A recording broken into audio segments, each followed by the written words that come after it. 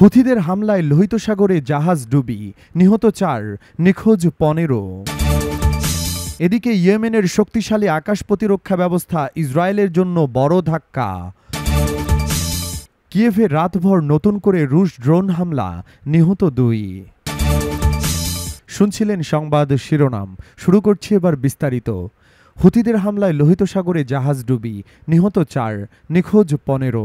লোহিত সাগরে হুথি বিদ্রোহীদের হামলায় একটি পণ্যবাহী জাহাজ ডুবে গেছে। এ ঘটনায় ৬ জন নাবিককে জীবিত উদ্ধার করা হয়েছে, তবে আরও ১৫ জন এখনও নিখোঁজ। ইরান সমর্থিত হুথি গোষ্ঠী জানিয়েছে তারা কিছু নাবিককে আটক করেছে। এটার্নিটি সি নামের লিবিয়ান পতাকাবাহী কার্গো জাহাজে মোট ২৫ জন নাবিক ছিলেন। হামলার সময় ৪ জন নিহত হন বলে জানিয়েছে সংশ্লিষ্ট মেরিটাইম নিরাপত্তা সংস্থা। বাকি নাবিকরা জাহাজ ত্যাগ করেন। জাহাজটি গতকাল বুধবার সকালে ডুবে যায়। এর আগে পরপর ২ দিন হামলার শিকার হয়। উদ্ধার হওয়ার সময় ৬ জন নাবিক সমুদ্রে ২৪ ঘন্টার বেশি সময় ধরে ভেসেছিলেন। মার্কিন যুক্তরাষ্ট্র ইয়েমেনে নিযুক্ত তাদের মিশন থেকে হুথিদের অভিযুক্ত করে জানিয়েছে যে তারা জীবিত নাবিকদের অপহরণ করেছে এবং দ্রুত ও নিঃশর্ত মুক্তির দাবি জানানো হয়েছে। হুথিদের সামরিক মুখপাত্র টেলিভিশন বিবৃতিতে বলেন, ইয়েমেনের নৌবাহিনী জাহাজটির কয়েকজন নাবিককে উদ্ধার করে, চিকিৎসা সেবা প্রদান করে এবং নিরাপদ স্থানে সরিয়ে নেয়। হুথিরা একটি ভিডিও প্রকাশ করে যেখানে এটার্নিটি সিতে হামলার দৃশ্য ও বিস্ফোরণের চিত্র দেখা যায়। ভিডিওটি স্বাধীনভাবে যাচাই করা যায়নি।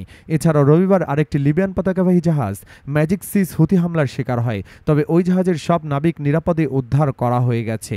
২০২৩ সালের নভেম্বর থেকে ২০২৪ সালের ডিসেম্বর পর্যন্ত হুথি গোষ্ঠী ১০০টির বেশি জাহাজে হামলা চালিয়েছে। তারা দাবি করেছে এটি ফিলিস্তিনিদের প্রতি সংহতির অংশ।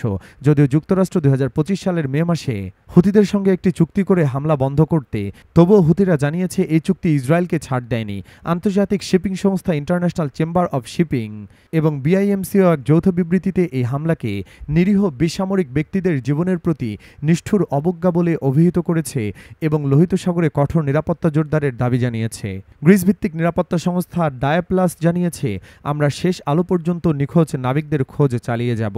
লোহিত সাগরের দক্ষিণ প্রান্তে অবস্থিত বাব আল মানদেব প্রণালী হয়ে প্রতিদিন জাহাজ চলাচলের সংখ্যা প্রায় প্রতিদিনই হ্রাস পাচ্ছে।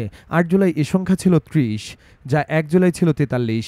জ্বালানি তেলের দাম এই হামলার কারণে বেড়ে গেছে, যা ২৩ জুনের পর সর্বোচ্চ পর্যায়ে পৌঁছেছে। ইটার্নিটি সি প্রথম হামলার শিকার হয় গত সোমবার। জাহাজটি সমুদ্র ড্রোন এবং স্পিডবোট থেকে রকেট চালিত গ্রেনেড ছোড়া হয়। হামলায় লাইফ বোটগুলো ধ্বংস হয়ে যায়। পরদিন মঙ্গলবার জাহাজটি আরেকবার হামলার শিকার হয়। এরপর নাবিক ও নিরাপত্তা কর্মীরা জাহাজ ত্যাগ করেন। জাহাজে ২১ জন ফিলিপাইনের নাগরিক, ১ জন রুশ ও ৩ জন সশস্ত্র নিরাপত্তা রক্ষী ছিলেন। এদের মধ্যে ১ জন গ্রিক এবং ১ জন ভারতীয়, যিনি উদ্ধার হওয়া ব্যক্তিদের একজন। জাহাজটির পরিচালনাকারী প্রতিষ্ঠান কসমোশিপ ম্যানেজমেন্ট এখনও হতাহতের বিষয়ে কিছু জানায়নি। এই ৪ মৃত্যুর ঘটনা যদি নিশ্চিত হয়, তবে জুন ২০২৪ সালের পর লোহিত সাগরে হামলায় এটি হবে প্রথম প্রাণহানি। গ্রিস এবং সৌদি আরবের মধ্যে এই হামলা নিয়ে কূটনৈতিক আলোচনা চলছে বলে সূত্রটি জানিয়েছে। ইয়েমেনের শক্তিশালী আকাশ প্রতিরক্ষা ইসরায়েলের জন্য বড় ধাক্কা। ইসরায়েলি বাহিনীর যুদ্ধবিমানগুলো চরম বিপর্যয়ের মুখে পড়ে যখন তারা ইয়েমেনের শক্তিশালী আকাশ প্রতিরক্ষার মুখোমুখি হয়। সম্প্রতি ইসরায়েলের আগ্রাসনের সময় ইয়েমেনের আনসারুল্লাহ নিজস্বভাবে তৈরি আকাশ প্রতিরক্ষা ব্যবস্থা প্রকাশ করেছে। এই ঘটনায় ইসরায়েল ও তাদের সামরিক বিশেষজ্ঞরা এক গুরুতর ধাক্কার মুখে পড়ে। ইয়েমেনের ইসলামী প্রতিরোধ আন্দোলন সানা সরকারকে নেতৃত্ব দেন। তারা বহুবার ঘোষণা করেছে যে তারা ফিলিস্তিনি জনগণের অধিকার ও স্বার্থ রক্ষায় কোনো আপোষ করবে না এবং ইসরায়েলি অপরাধ ও গণহত্যার বিরুদ্ধে দৃঢ়ভাবে অবস্থান নেবে। এই প্রেক্ষাপটে ইয়েমেনি প্রতিরোধ ও আন্দোলন সম্প্রতি ইসরায়েলিদের বিরুদ্ধে ক্ষেপণাস্ত্র হামলার মাধ্যমে তাদের মাঝে বড় ধরনের নিরাপত্তাহীনতা সৃষ্টি করেছে।